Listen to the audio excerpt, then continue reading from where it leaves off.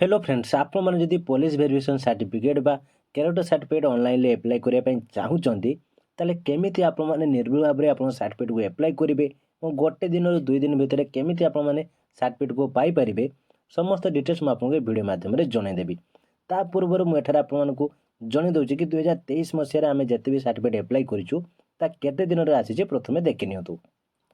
तो देखो 2023 कोटार सिलेक्ट करिया परे मु जतले सर्च करूची तो आपको समस्त डिटेल्स एटारे शो करदेव।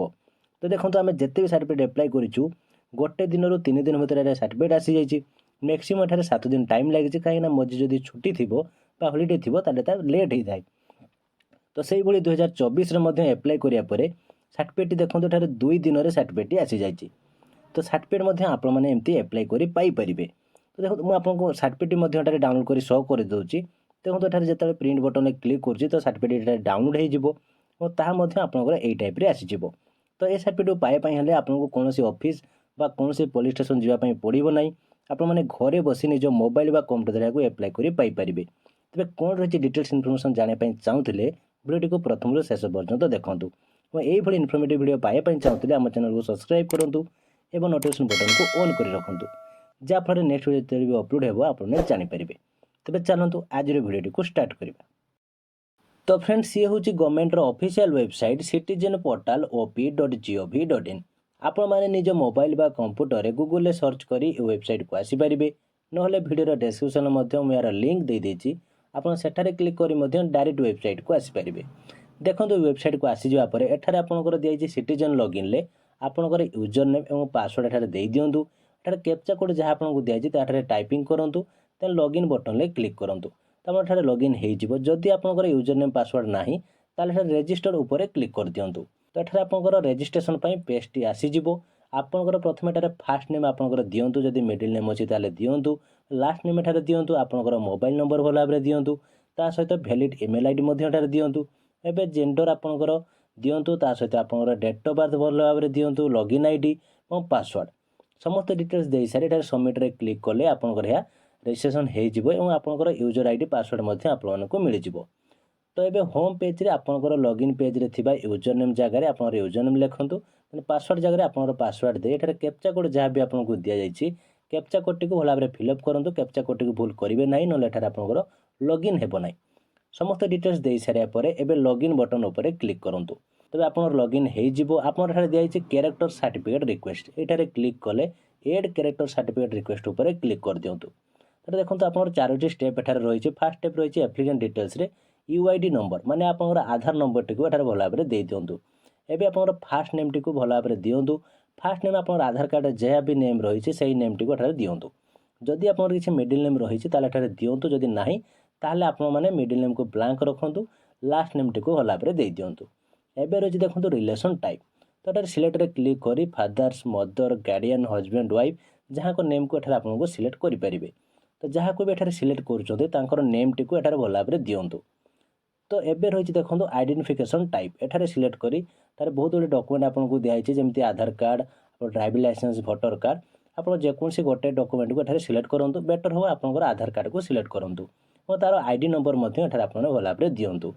एबे रही देखो name of the concern department और ऑर्गेनाइजेशन जदि आप क्यों ऑर्गेनाइजेशन काम करने सर्टिफिकेट बाहर कर जानते दे पारे ना आपको मैंडेटरी नुहे एमती ब्लैंक रखिपारे।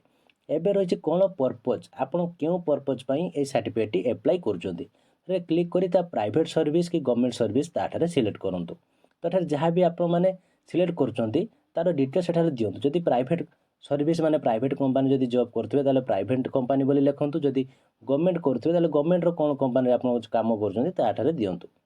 एबे रही देखो मोड ऑफ रिसीविंग एठारे आपण माने ऑनलाइन को एठारे आपण सिलेक्ट करेंगे।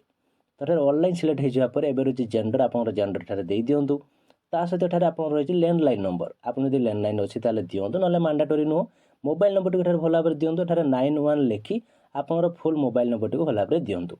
एबे रही ईमेल आईडी तो आप वैलिड ईमेल आईडी एठारे दे दिंतु। एबे रही date of birth date of birth रे प्रथम आपंकर date then month then year यही टाइप डेट ऑफ बर्थ एठारे दे दिंतु। देखो ऑटोमेटिक आपंकर ईयर ऑफ बर्थ और एज ता ऑटोमेटिक एठारे आपको शो करदेव। तो एबे रही नेक्स्ट स्टेप जहाँ की रही एड्रेस एड्रेस रे क्लिक कले एबे आपंकर हाउस नंबर आपंकर स्ट्रीट नेम ଆପଣଙ୍କର କଲୋନି ବା ଲୋକାଲିଟି ବା ଏରିଆ, ଆପଣଙ୍କର ଭିଲେଜ୍ ଅର୍ ଟାଉନ୍ ସିଟି। ତ ଏ ସମସ୍ତ ଡିଟେଲ୍ସ ଆପଣମାନଙ୍କର ଭଲ ଭାବରେ ଦେଇ ଦିଅନ୍ତୁ। ଦେଇ ସାରିବା ପରେ ଆପଣଙ୍କଠାରେ ରହିଛି ଦେଖନ୍ତୁ କଣ୍ଟ୍ରି ଏବଂ ଷ୍ଟେଟ୍ ଅଟୋମେଟିକ୍ ଆସିଯିବ। ଏବେ ଡିଷ୍ଟ୍ରିକ୍ଟରେ କ୍ଲିକ୍ କରି ଆପଣ ଡିଷ୍ଟ୍ରିକ୍ଟକୁ ଭଲ ଭାବରେ ଏଠାରେ ସିଲେକ୍ଟ କରନ୍ତୁ। ଏବେ ରହିଛି ଆପଣଙ୍କର ପୋଲିସ୍ ଷ୍ଟେସନ୍। ଦେଖନ୍ତୁ ପୋଲିସ୍ ଷ୍ଟେସନ୍ ସିଲେକ୍ଟ କରିବା ଟାଇମ୍ରେ ଏଠାରେ ଭୁଲ କରିବେ ନାହିଁ। ଆପଣଙ୍କର ଯାହା ବି ପୋଲିସ୍ ଷ୍ଟେସନ୍ ହେଇଥିବ ତାଠାରେ ଭଲ ଭାବରେ ଦେବେ। ଏବେ ରହିଛି ଦେଖନ୍ତୁ ପିନ୍କୋଡ଼୍, ଆପଣଙ୍କ ଏରିଆର ପିନ୍କୋଡ଼୍ ଯାହା ବି ଥିବ ତାଠାରେ ଭଲ ଭାବରେ ଦେଇ ଦିଅନ୍ତୁ। ଏବେ ରହିଛି ଡ୍ୟୁରେସନ୍ ଅଫ୍ ଷ୍ଟେ, ଆପଣ କେତେ ବର୍ଷ ରହିଛନ୍ତି। ଦେଖନ୍ତୁ ଏପ୍ଲିକେଣ୍ଟ ଡିଟେଲ୍ସରେ ଆପଣ ଯେତେବେଳେ ଏଜ୍ଟି ଦେଇଛନ୍ତି ତାର ମନ୍ଥ ଇୟର୍ ଆପଣଙ୍କୁ ଏଠାରେ ଶୋ କରିଦେଇଛି, ତେଣୁ ଏଠାରେ ଆପଣମାନେ ତାର ଇୟର୍ ଏବଂ ମନ୍ଥରେ ଏଠାରେ ଦେଇପାରିବେ। ତ ଏବେ ରହିଛି ଦେଖନ୍ତୁ ଆପଣଙ୍କର ପ୍ରେଜେଣ୍ଟ ଆଡ୍ରେସ୍ ଏବଂ ପରମାନେଣ୍ଟ ଯଦି ସେମ୍ ଥାଏ ତାହେଲେ ଏଠାରେ ୟେସ୍ ବଟନରେ କ୍ଲିକ୍ କରିଦେଲେ ଅଟୋମେଟିକ୍ ସମସ୍ତ ଡିଟେଲ୍ସ ଏଠାରେ ଫିଲ୍ଅପ୍ ହେଇଯିବ। ଯଦି ଆପଣଙ୍କର ଅଲଗା ଥାଏ ତାହେଲେ ଆପଣମାନଙ୍କୁ ମାନୁଆଲି ଫିଲ୍ଅପ୍ କରିବା ପାଇଁ ପଡ଼ିବ। ଏବେ ରହିଛି ଆପଣଙ୍କ ନେମ୍ରେ ଯଦି କିଛି କ୍ରିମିନାଲ୍ କେସ୍ ଥାଏ ତାହେଲେ ଏଠାରେ ୟେସ୍ରେ କ୍ଲିକ୍ କରି ସମସ୍ତ ଡିଟେଲ୍ସ ଏଠାରେ ଆପଣମାନେ ଦିଅନ୍ତୁ, ନହେଲେ ଏଠାରେ ନୋରେ ରହିବା ପାଇଁ ଦିଅନ୍ତୁ। ଏବେ ଏଠାରେ ଡିକ୍ଲାରେସନଟିକୁ ଏଠାରେ ଦେଇ ଦିଅନ୍ତୁ। ଏବେ ରହିଛି ଡକୁମେଣ୍ଟସ୍, ତ ଏଠାରେ କ୍ଲିକ୍ କରନ୍ତୁ। ଡକୁମେଣ୍ଟରେ ଆପଣ ଯାହା ବି ଏଠାରେ ଡକୁମେଣ୍ଟ ଦେବେ ତା ଜେପିଜି ଫର୍ମାଟରେ ଦିଅନ୍ତୁ ଏବଂ 100 KB ଭିତରେ ତାହାକୁ ରଖିବେ। ଫାଷ୍ଟ ଏଠାରେ ଦେଖନ୍ତୁ ଅପଲୋଡ଼ ଆଡ୍ରେସ୍ ପ୍ରୁଫ୍, ତ ଚୁଜ୍ ଫାଇଲରେ କ୍ଲିକ୍ କରି ଆଡ୍ରେସ୍ ପ୍ରୁଫ୍ ଜାଗାରେ ଆପଣଙ୍କର ଆଧାର କାର୍ଡ଼କୁ ଏଠାରେ ସିଲେକ୍ଟ କରନ୍ତୁ ଏବଂ ଅପଲୋଡ଼ ଆଡ୍ରେସ୍ ପ୍ରୁଫ୍ରେ କ୍ଲିକ୍ କରିଦେଇ ତାହାକୁ ଆପଣମାନେ ଭଲ ଭାବରେ ଅପଲୋଡ଼ କରିଦିଅନ୍ତୁ। ଏବେ ଦେଖନ୍ତୁ ଅପଲୋଡ଼ ହେଇଯିବା ପରେ ନେକ୍ସଟ ଆପଣଙ୍କର ରହିଛି ଅପଲୋଡ଼ ଆଇଡେଣ୍ଟି ପ୍ରୁଫ୍, ତ ଏଠାରେ ମଧ୍ୟ ଆପଣଙ୍କର ଆଧାର କାର୍ଡ଼କୁ ଆପଣମାନେ ଦେଇପାରିବେ। ତ ଏଠାରେ ଅପଲୋଡ଼ ଆଇଡେଣ୍ଟି ପ୍ରୁଫ୍ରେ ଏବେ କ୍ଲିକ୍ କରିଦିଅନ୍ତୁ, ତାହା ମଧ୍ୟ ଆପଣଙ୍କର ଏଠାରେ ଅପଲୋଡ଼ ହେଇଯିବ। ତ ଅପଲୋଡ଼ ହେଇଯିବା ପରେ ଏବେ ରହିଛି ଅପଲୋଡ଼ ଫଟୋଗ୍ରାଫ, ତ ଏଠାରେ କ୍ଲିକ୍ କରି ଆପଣମାନେ ଫଟୋକୁ ମଧ୍ୟ ଏଠାରେ ସିଲେକ୍ଟ କରି ଏହାକୁ ଅପଲୋଡ଼ ମଧ୍ୟ କରିଦିଅନ୍ତୁ। ତ ଏଇ ଟାଇପ୍ରେ ଆପଣଙ୍କର ଆଡ୍ରେସ୍ ପ୍ରୁଫ୍, ଆଇଡେଣ୍ଟି ପ୍ରୁଫ୍ ଏବଂ ଫଟୋ ସମସ୍ତ ଡକୁମେଣ୍ଟ ଏଠାରେ ଭଲ ଭାବରେ ଅପଲୋଡ଼ କରିଦିଅନ୍ତୁ। ଦେଖନ୍ତୁ ଡକୁମେଣ୍ଟ ଅପଲୋଡ଼ କରିଦେବା ପରେ ଏଠାରେ ଆପଣ ତଳକୁ ଆସି ମଧ୍ୟ ଚେକ୍ କରିପାରିବେ ତା ଠିକ୍ ଅଛି କି ନାହିଁ।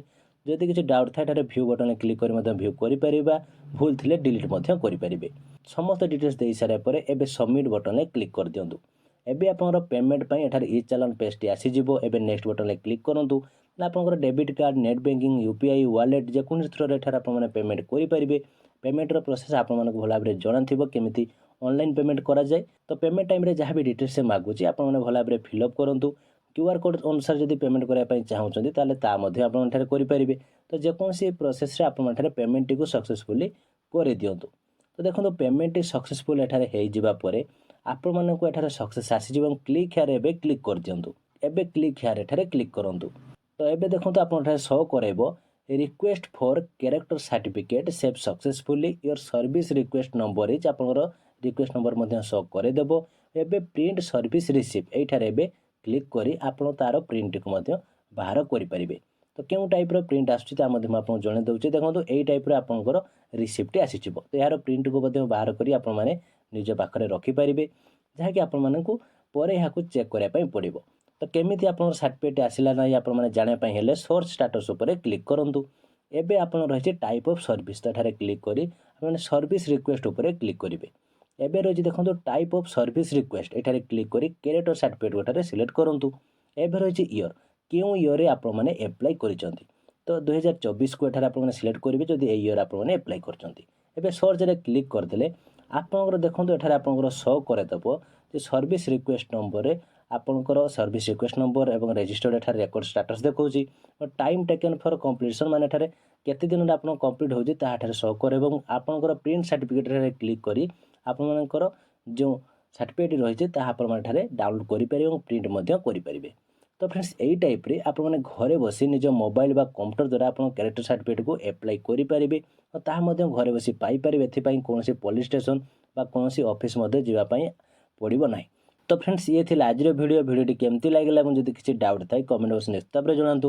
ଭିଡ଼ିଓଟି ଭଲ ଲାଗିଥିଲେ ଲାଇକ୍ ଏବଂ ସେୟାର କରନ୍ତୁ, ଯାହାଫଳରେ ସମସ୍ତଙ୍କ ପାଖରେ ଇନଫର୍ମେସନ୍ଟି ପହଞ୍ଚି ପାରିବ। ଏବଂ ଆପଣମାନେ ଯଦି ଆଗକୁ ଏଇଭଳି ଇନଫର୍ମେଟିଭ୍ ଭିଡ଼ିଓ ଦେଖିବା ପାଇଁ ଚାହୁଁଛନ୍ତି ତାହେଲେ ଆମ ଚ୍ୟାନେଲକୁ ସବସ୍କ୍ରାଇବ୍ କରି ନୋଟିଫିକେସନ୍ ବଟନକୁ ଅନ୍ କରି ରଖନ୍ତୁ, ଯାହାଫଳରେ ଯେତେବେଳେ ବି ଆମ ଚ୍ୟାନେଲରେ ଭିଡ଼ିଓ ଅପଡ଼େଟ୍ ହେବ ଆପଣମାନେ ସର୍ବପ୍ରଥମେ ଜାଣିପାରିବେ। ତ ଆଜି ପାଇଁ ଏତିକି, ଥ୍ୟାଙ୍କ ୟୁ।